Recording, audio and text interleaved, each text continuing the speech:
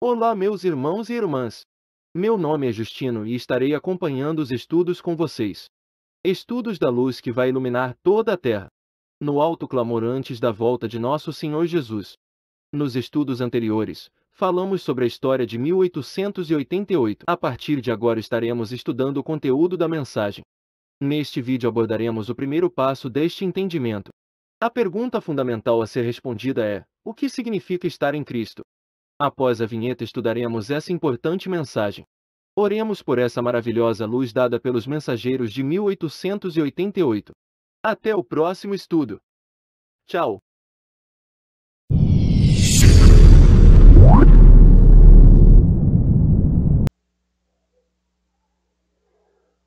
Olá, meu querido irmão, minha querida irmã, seja muito bem-vindo a mais um estudo que nós estamos fazendo sobre 1888 e a partir desse estudo agora entraremos efetivamente na mensagem de 1888. Então, como as mensagens que é exatamente reunir esses diamantes, reunir essas noções das Escrituras que foram trazidas para nós,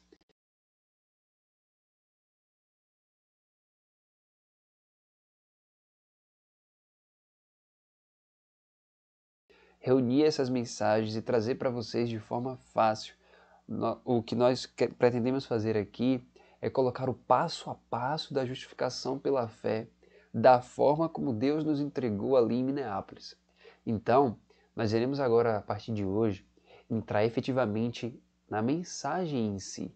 Nós já vimos a história, também há livros, nós iremos disponibilizar também materiais no nosso grupo do WhatsApp sobre mais da história de 1888 e a partir de agora iremos entrar então na parte mesmo essencial bíblica da mensagem de 1888.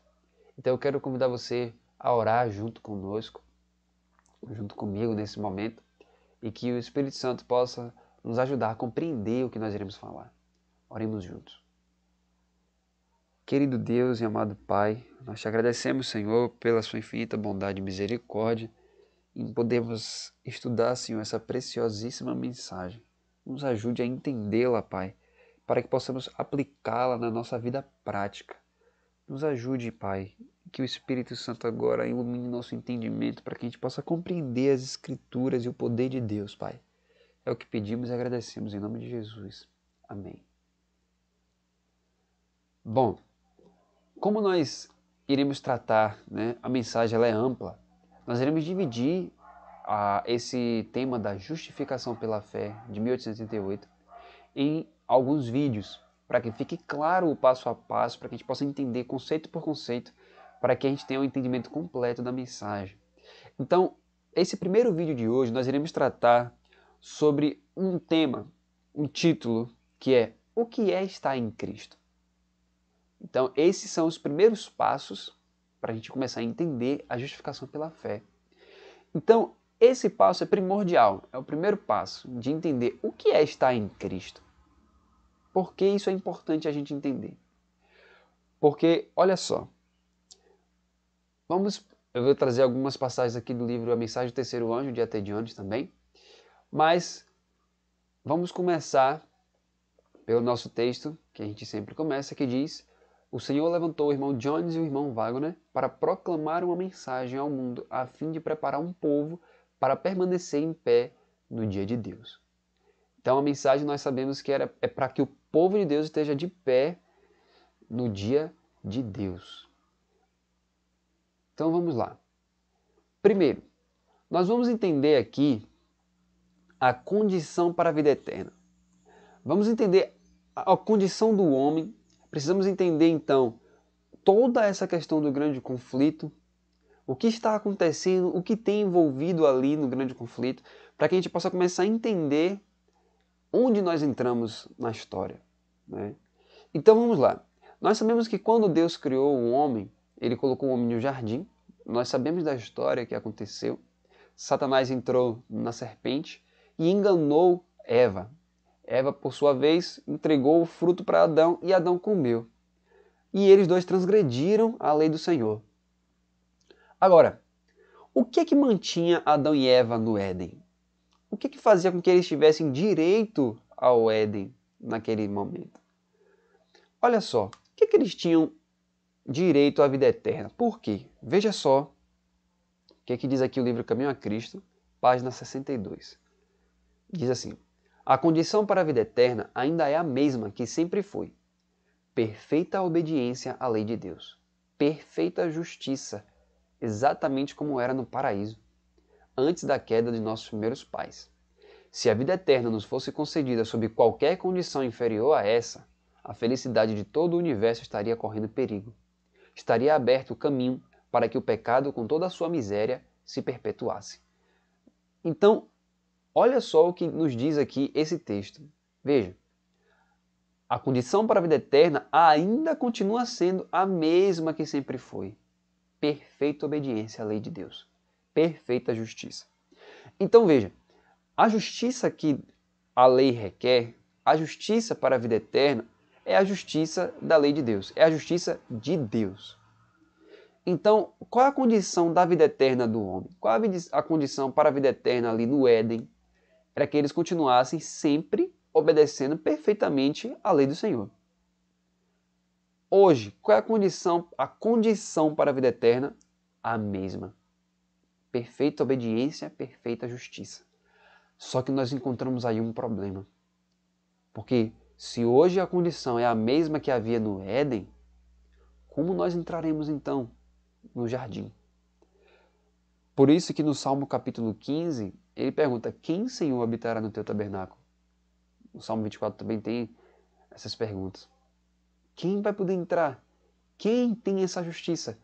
Uma justiça perfeita, íntegra, completa. E aí vem o problema, veja só. Veja o que A.T. Jones, no livro A Mensagem do Terceiro Anjo, fala sobre este texto que nós lemos agora do Caminho a Cristo. Olha só. Ele diz assim: mas essa perfeita obediência deve alcançar, repito, desde nossa primeira respiração, que continua ininterrupta, até este momento, esta noite, até o último suspiro que exalarmos. E deve ir além, continuando nos milhares de anos da eternidade. Olha que coisa fortíssima. Então, quando ali diz que para podermos ter a vida eterna, nós necessitamos de perfeita justiça, é simplesmente perfeita justiça desde o momento que você nasce até o momento da sua morte. Perfeita justiça. Essa é a condição da vida eterna. Então, desde que você nasceu até a sua morte, a lei de Deus vai exigir de você perfeita integridade e obediência inquestionável. Então, olhando diante disso, é como se a lei olhasse para você e dissesse: olha, cadê a sua obediência desde que você nasceu? Para você entrar no céu só basta isso. Querido, qual o grande problema em relação a isso? Nós vamos ver isso aqui exatamente agora, no próximo texto. Olha só o que diz aqui, ainda na página 62 do Caminho a Cristo. Não possuímos justiça em nós mesmos, com a qual pudéssemos satisfazer as exigências da lei de Deus. Olha só que coisa incrível. Então, em nós mesmos, não temos essa justiça. É aí que está o grande problema do ser humano. Porque agora que nós já transgredimos a lei em alguma vez de nossas vidas, nós já temos um grande problema. A lei exige perfeita justiça, sem erro. Então, em algum momento de nossas vidas, a gente já pecou. Por exemplo, em algum momento, com certeza, você já passou em algum lugar, ou tomou uma topada, ou recebeu alguma notícia e falou assim: ai meu Deus, ai Senhor. Ou diversas outras vezes que você tomou o nome de Deus em vão. E em diversas outras situações também. Ou então, em algum momento da vida, você já pode ter tido rancor, ódio de alguém. Nisso você já quebrou o mandamento do não matarás. E várias outras coisas que você já quebrou a lei. Então a lei já rastreou isso. E ela lhe pede perfeita justiça, só que você não tem como apresentar isso. Então como fica a nossa situação? Porque a lei requer, desde o momento do nascimento até a morte, perfeita justiça. Se não tiver isso, não pode entrar no céu. Não pode ter vida eterna. Então, como o ser humano poderia ter vida eterna se para ter vida eterna nós precisaríamos estar desde o início até o final de nossa vida completamente justos? Como isso seria possível? E aqui, meus queridos, é quando a gente precisa entender fielmente o que nós iremos ver agora. Olha só que coisa maravilhosa. Para que a gente possa entender como essa problemática era gigantesca agora no universo, porque agora que o homem pecou, ele não poderia ter a vida eterna. E se nós fôssemos perguntar como então Deus resolveria essa questão, talvez logo de primeira a gente diria assim: Deus enviou Cristo e Cristo morreu no lugar do homem. Mas, queridos, veja que a problemática para que Deus resolvesse era muito ampla. Nós vamos começar a entender realmente que a noção é muito mais abrangente do que normalmente a gente vê, né? Veja só, olha só esse texto. 2 textos da Bíblia. Deuteronômio 24:16 diz assim: os pais não serão mortos em lugar dos filhos, nem os filhos em lugar dos pais. Cada um morrerá pelo seu próprio pecado. Agora em Ezequiel 18:20 diz assim: a alma que pecar, essa morrerá. O filho não levará a iniquidade do pai, nem o pai levará a iniquidade do filho. A justiça do justo ficará sobre ele, e a impiedade do ímpio cairá sobre ele.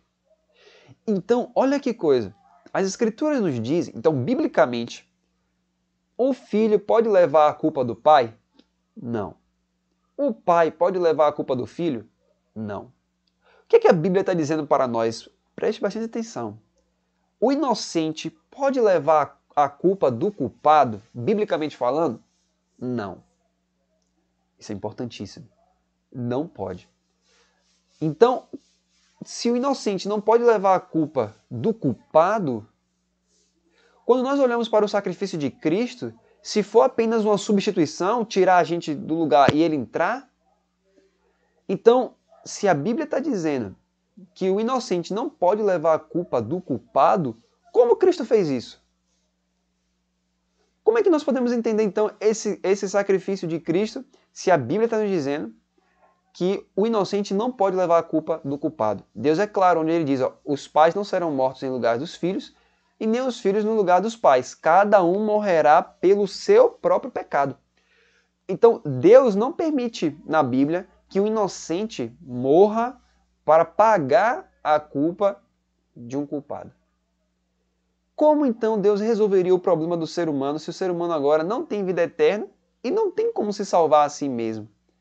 E se um inocente não pode levar a culpa do culpado, como isso se daria? Então veja, olha só, isso é um conceito bíblico. Até mesmo nas leis civis não se concebe o fato de alguém, imagine, você está diante de uma sala de um julgamento, e aí nas leis civis você vê alguém sendo julgado ao vivo pela televisão, e aquela pessoa cometeu crimes hediondos, de repente chega um amigo dele e fala assim, olha, eu não cometi nada disso, por favor, eu quero pagar no lugar dele, eu vou sofrer a pena. Civilmente pode fazer isso? Não pode. Nem nas leis humanas e nem mesmo na Bíblia. A Bíblia é clara. Aquele que pecou, esse vai morrer. Aquele que pecou é o culpado. E Deus não inocenta o culpado e nem culpa o inocente. Então, quando agora a gente olha para o sacrifício do Calvário, da toda a vida de Jesus, então se biblicamente e civilmente isso não é possível, como entender então o sacrifício de Cristo? Olha isso, meus queridos. Quando nós olhamos então para Romanos capítulo 5, verso 8, olha o que aqui nos diz em Romanos 5, 8. Mas Deus prova o seu amor para conosco em que Cristo morreu por nós, sendo nós ainda pecadores. A questão aqui é, como isso é possível? Por que essa é a pergunta? Porque em Deuteronômio 24 nós já vimos que cada um morrerá pelo seu próprio pecado. Como então Cristo morreu por nós se cada um morre pelo seu próprio pecado? Onde está a resposta para isso? Veja que a questão é bem ampla, porque se a gente concebe de dizer só assim, Cristo morreu no nosso lugar, Qual a profundidade disso? Qual o sentido disso? Veja, é isso que vai nos ajudar bastante a gente começar a entender ainda mais os conceitos de justiça de Cristo mais à frente. Por quê? Olha a solução que Deus nos dá, meus amados. Romanos capítulo 8, verso 1 diz assim: portanto, nenhuma condenação há para os que estão em Cristo Jesus. Isso é importante, olha só. Quando o ser humano pecou ali no Éden, o que foi que veio imediatamente para o ser humano? A condenação. Ou seja, ele perdeu a vida eterna. Então, olha o que a Bíblia está dizendo para nós. Vida eterna estava ali no Éden. Eles tinham a vida eterna.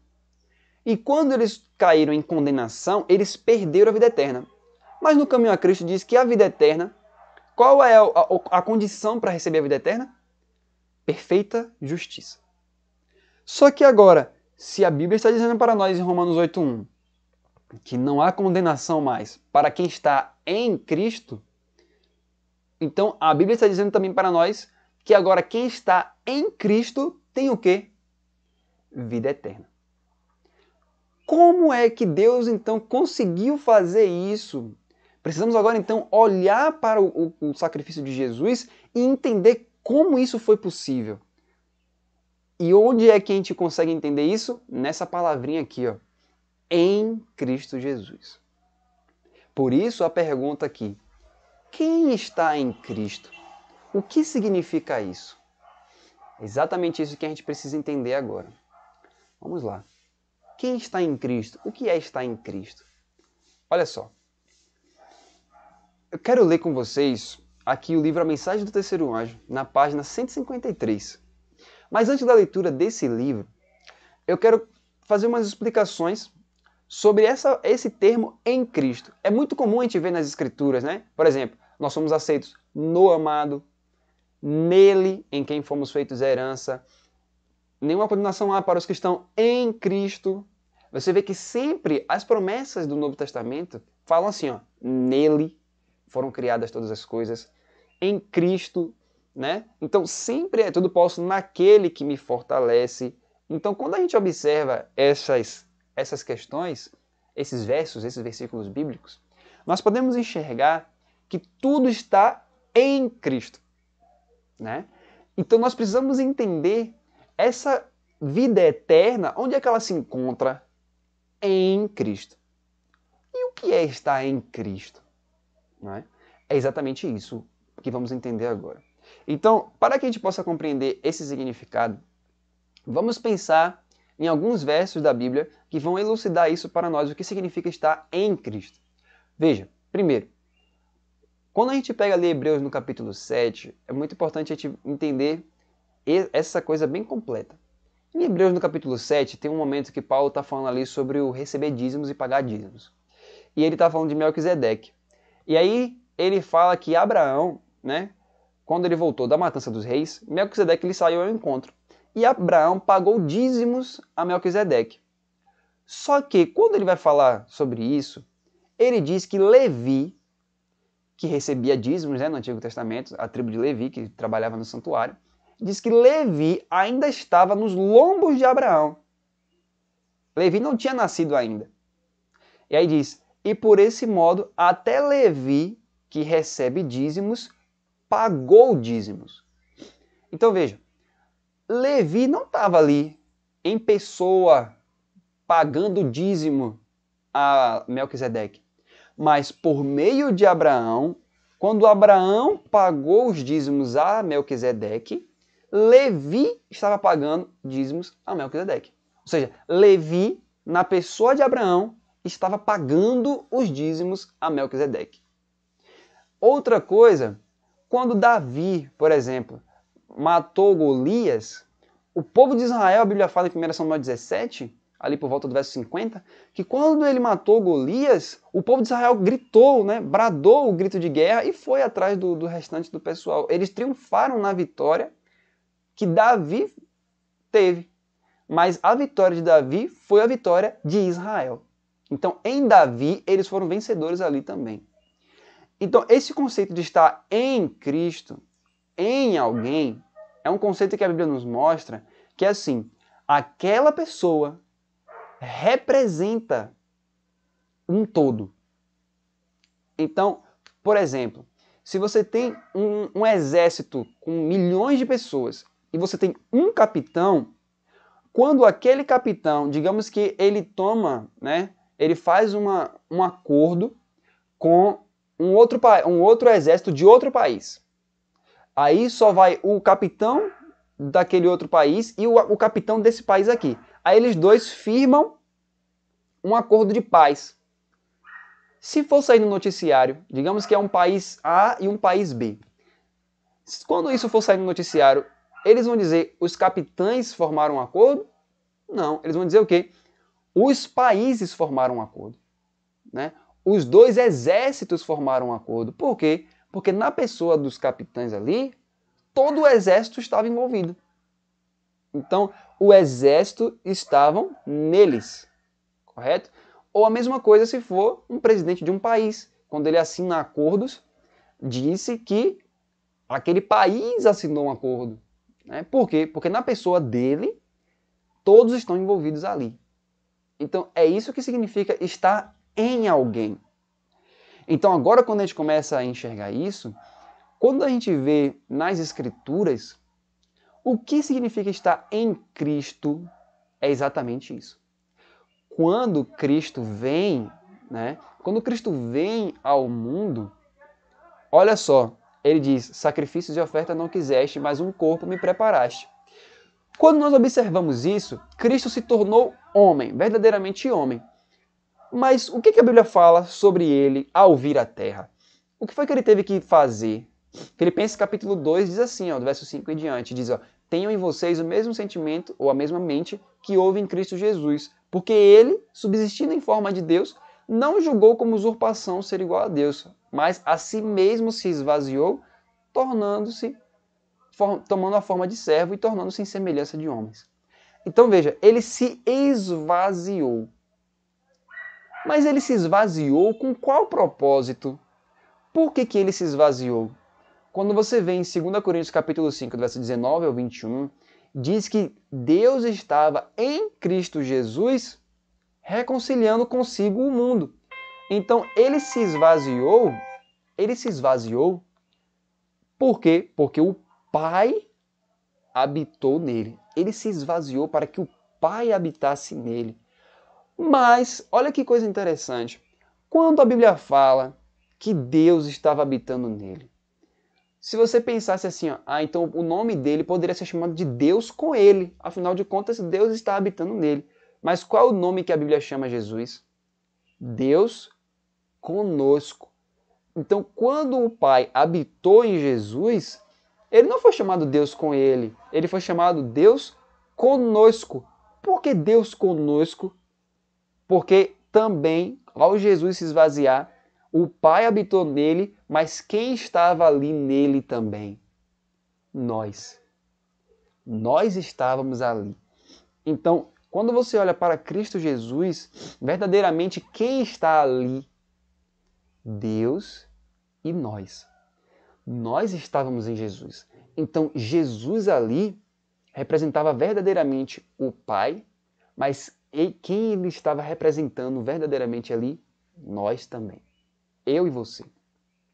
Por isso que em Hebreus capítulo 7, no verso 26, na versão King James, na versão original, diz assim, porque verdadeiramente tal sumo sacerdote tornou-se nós.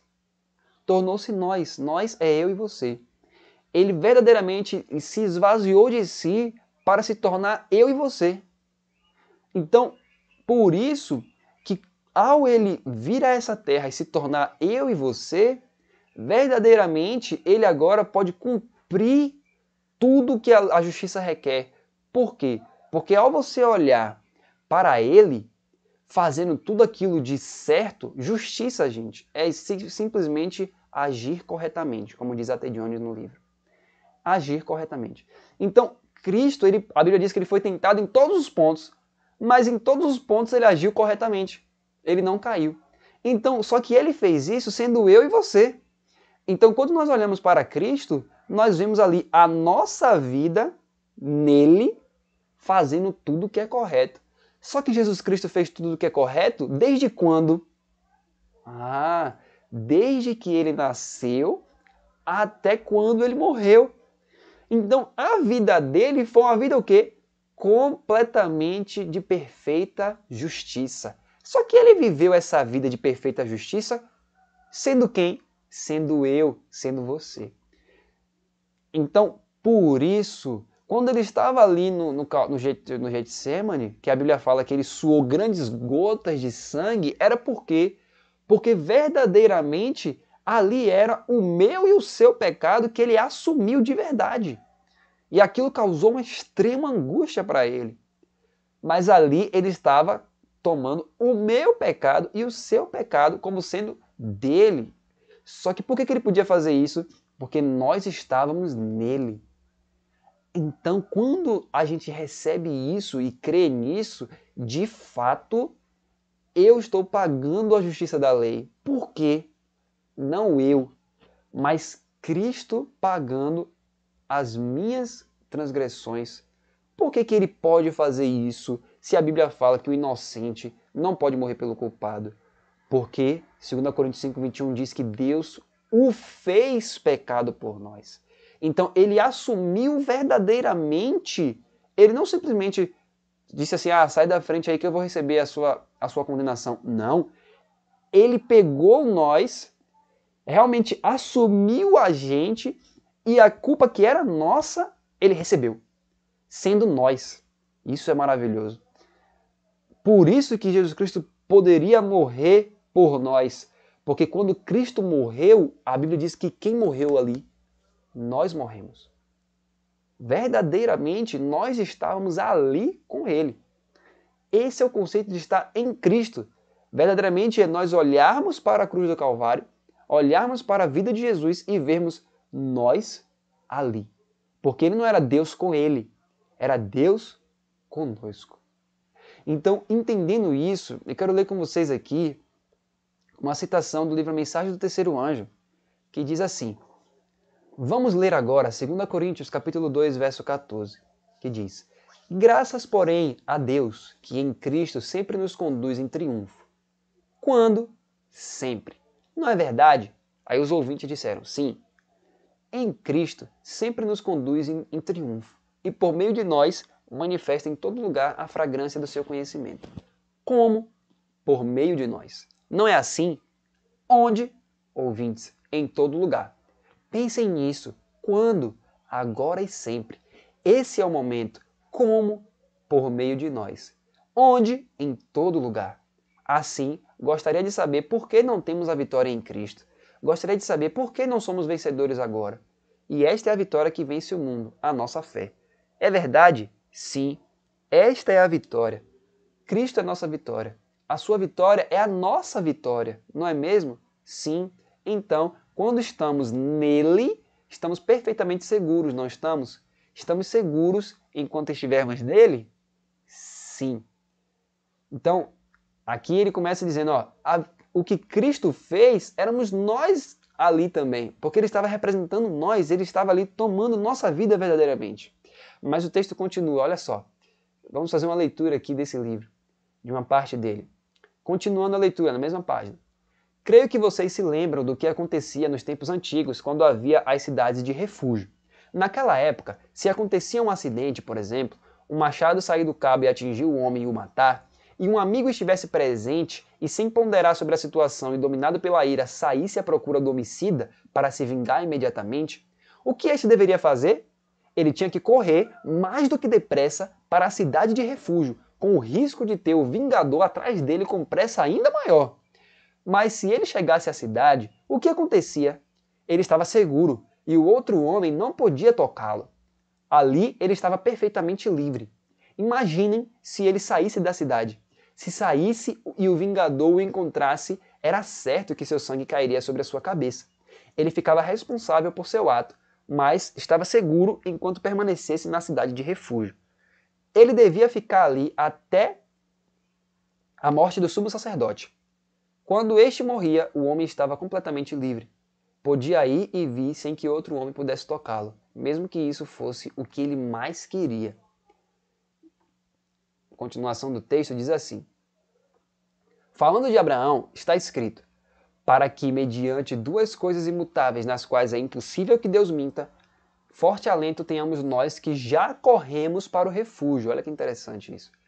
Já cometemos maldades e pecados. Qual é o salário do pecado? A morte. Sim, a morte. Quem está atrás de nós? A morte. Quem tinha o poder da morte? Satanás. Quem então está atrás de nós? Satanás.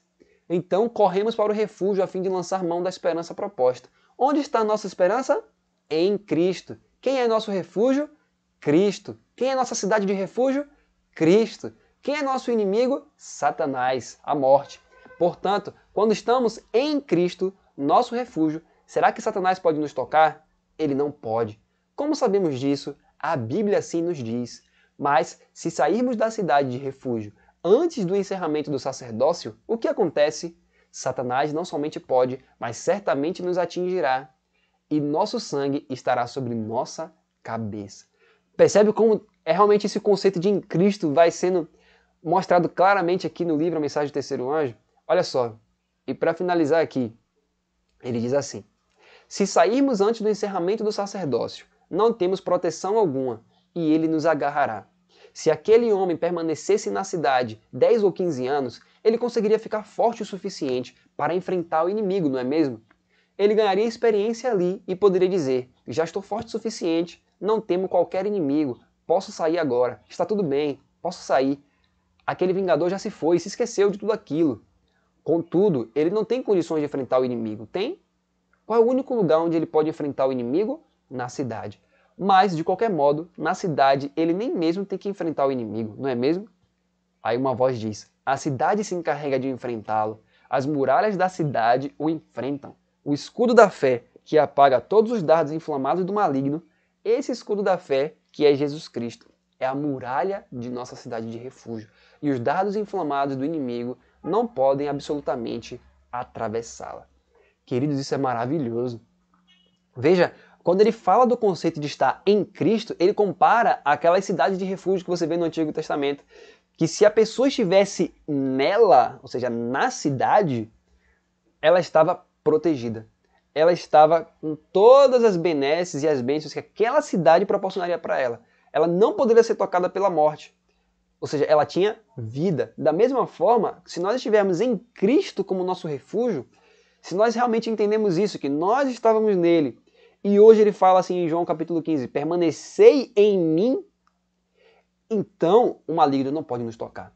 Por quê? Porque Cristo, sendo nós, pagou a dívida, cancelou a escrita de dívida.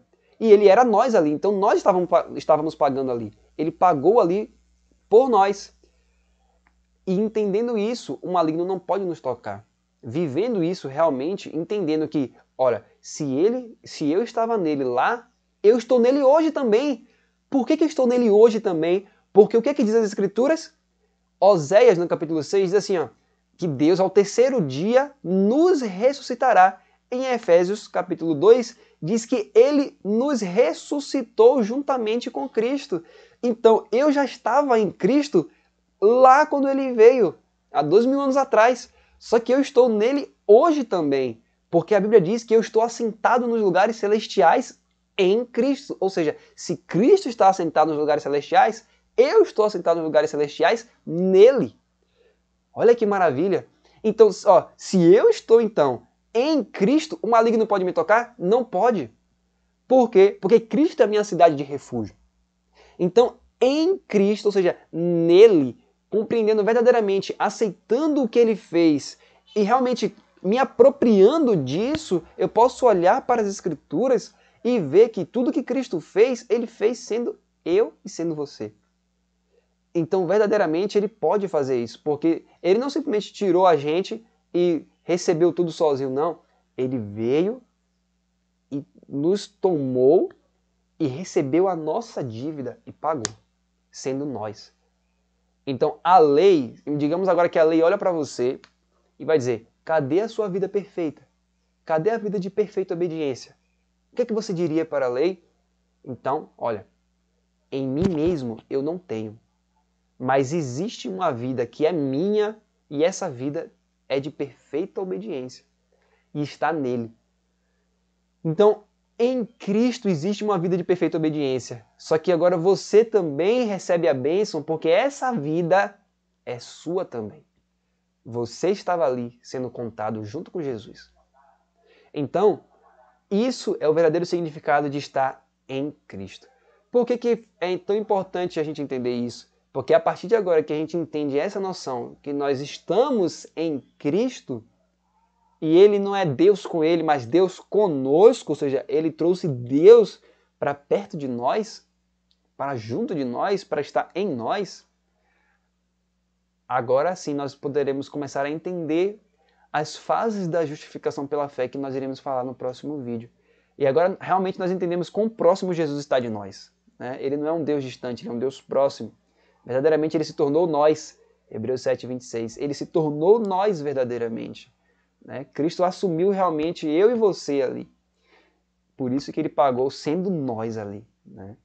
Então, realmente, nós iremos agora passar para o próximo estudo, onde iremos falar sobre as fases da justificação pela fé. Como é que isso acontece? Como é que essa justiça, então, se manifesta na vida do ser humano? É o que nós iremos ver no próximo estudo.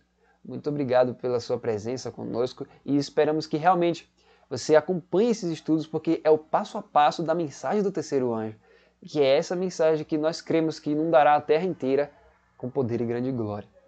Deus te abençoe e até o nosso próximo estudo. Vamos orar juntos então. Querido Pai, te agradecemos, Senhor, pela sua infinita misericórdia, pela sua infinita graça de estar conosco, nos ajudando a compreender cada vez mais essa mensagem, essa verdade.